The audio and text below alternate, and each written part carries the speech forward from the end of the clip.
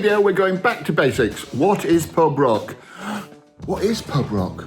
What is pub rock? Well, pub rock to me, because obviously it means different things to different people, pub rock cannot be anything other than bands playing in pubs, and I'll explain why. Janice just coughed up her lunch. Who put space dust in the punch? Ooh, I love parties.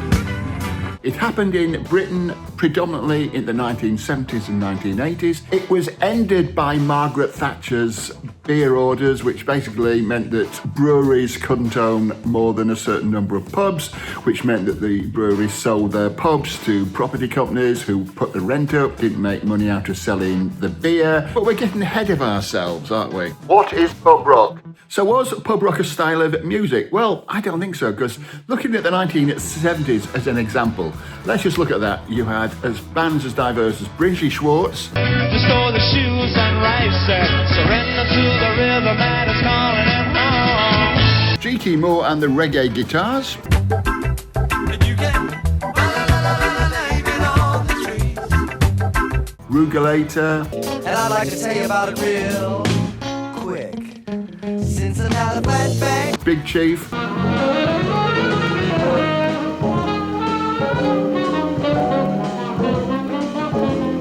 what is the style of that music? It's so diverse. At the time, there were no record shops with little categories saying funk, jazz, pub rock. There weren't. That would include all the bands that were playing, like G.T. Moore playing reggae, you had Brinsley Schwartz playing country, rock sort of thing. You had all kinds of things. You had jazz, you had funk, you had everything. Literally, take it from me. It is not a style of music. As we know, there have always been music in London's pubs, especially because I'm talking about London really, because London was the centre of the British pub rock movement. There were obviously things happening in Scotland and all over the place. It's not just London, but I'm talking about London where I was, where I had the experience. Could you hold on for just a minute? At this point, I'd like to share something with you. Did you know that most people watching this aren't subscribed? If that's you, I would appreciate it if you please take the time to subscribe. And if you like this video, it's very helpful to me and to everyone else, and to yourself, because you'll get to see more like this if you press the like button. If you don't like it,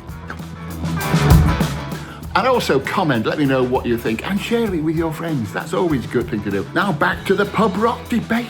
I'm here to talk about subliminal messages in rock and roll music, or as it's simply known in some cultures, rock music. In the 70s, the great venues were the places like the Hope and Anchor, tiny though it was. There was the Kensington, there was the Nashville, there was all these places in the 1970s. Then in the 80s, as independent music, post-punk took over, it was more widespread, and the prominent venues were places like the Sir George Robey, which became the Robey under Malcolm's iron fist, if you like.